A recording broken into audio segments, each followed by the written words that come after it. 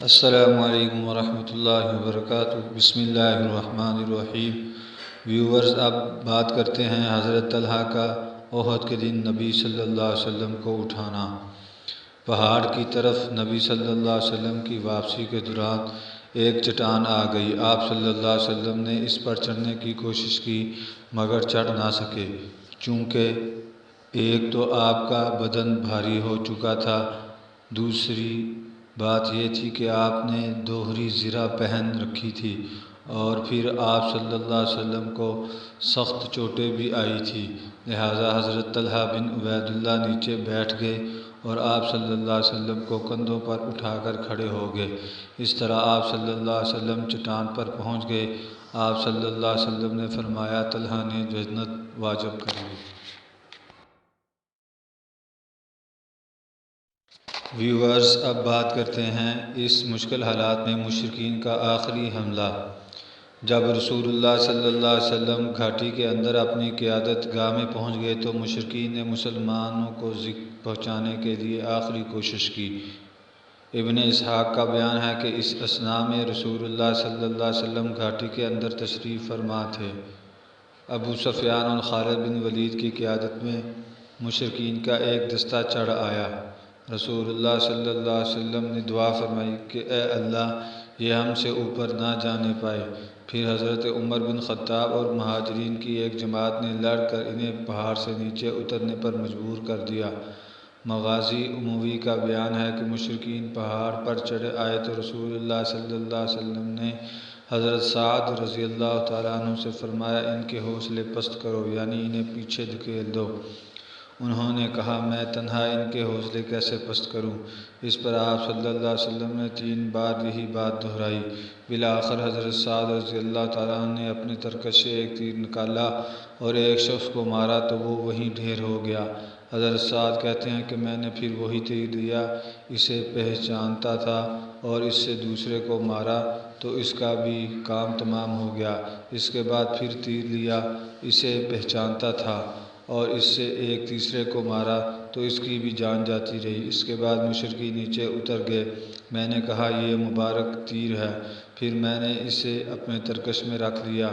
یہ تیر زندگی بھر حضرت سعد کے پاس رہا اور ان کے بعد ان کی اولاد کے پاس رہا۔ ویورز، اب بات کرتے ہیں شہداء کا مسئلہ۔ مشرکین نے شہداء احد کا مسئلہ کیا تھا۔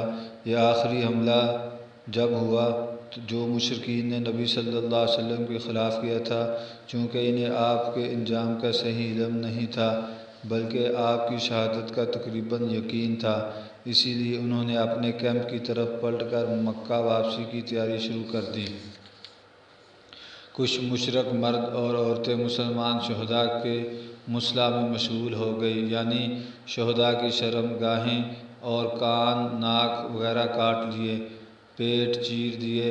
ہندہ بنت عتبہ نے حضرت حمزہ رضی اللہ تعالیٰ عنہ کا کلیجہ چاک کر دیا اور منہ میں ڈال کر چبایا اور نگلنا چاہا، لیکن نگل نہ سکی تو تھوک دیا، اور کٹے ہوئے کانوں اور ناکوں کا پازیب اور ہار بنا لیا۔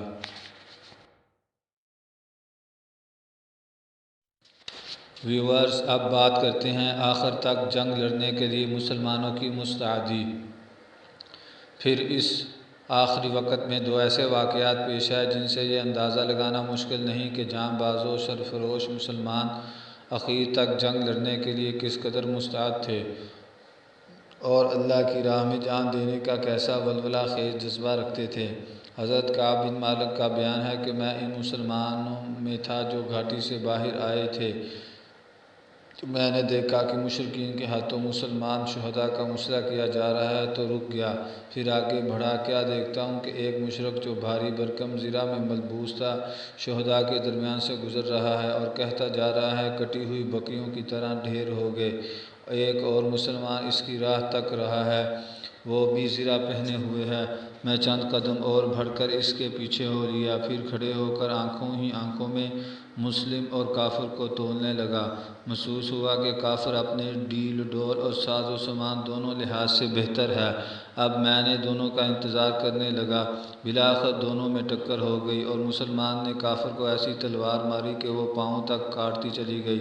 مشرک دو ٹکڑے ہو کر گرا۔ پھر مسلمان نے اپنا چہرہ کھولا اور کہا، او کعب، کیسی رہی؟ میں ابو دجانہ ہوں۔ خاتمہ جنگ پر کچھ مومن عورتیں میدان جہاد میں پہنچی۔ چنانچہ حضرت انس رضی اللہ تعالیٰ عنہ کا بیان ہے کہ میں نے حضرت عائشہ بنت ابی بکر رضی اللہ تعالیٰ عنہ اور سلیم کو دیکھا کہ پنڈلی کی پازیب تک کپڑے چڑھائے پیٹھ پر پانی کے مشکیزیں لا رہی تھی اور زخمیوں کے منہ میں انڈیر رہی تھی۔ حضرت عمر کا بیان ہے کہ احد کے روز حضرت سلیت ہمارے لیے مشکیزہ بھر بھر کے لا رہی تھی۔ انہی عورتوں میں حضرت ایمن بھی تھی۔ انہوں نے جب شکست خوردہ مسلمانوں کو دیکھا کہ مدینے میں گھسنا چاہتے ہیں تو ان کے چہروں پر مٹی پھینکنے لگی اور کہنے لگی، یہ سود کاٹنے کا تکلا لو اور ہمیں تلوار دو۔ اس کے بعد تیزی سے میدان جنگ پہنچی اور زخمیوں کو پانی پلانے لگی۔ ان پر حبان بن ارقا نے تیر چلایا، وہ گر پڑی اور پردہ کھل گیا۔ اس پر اللہ کے اس دشمن نے بھرپور قہقہہ لگایا۔ رسول اللہ صلی اللہ علیہ وسلم پر یہ بات گرا گزری۔ آپ صلی اللہ علیہ وسلم نے حضرت سعد بن ابی وقاص کو ایک بغیر انی کے تیر دے کر فرمایا، اسے چلاؤ۔ حضرت سعد نے چلایا تو وہ تیر حبان کی حلق پر لگا اور وہ چت گرا اور اس کا پردہ کھل گیا۔ اس پر رسول اللہ صلی اللہ علیہ وسلم اس طرح ہنسے کہ جڑ کے دانت دکھائی دینے لگے۔ فرمایا، سعد نے ایمن کا بدلہ چکا لیا، اللہ ان کی دعا قبول کرے۔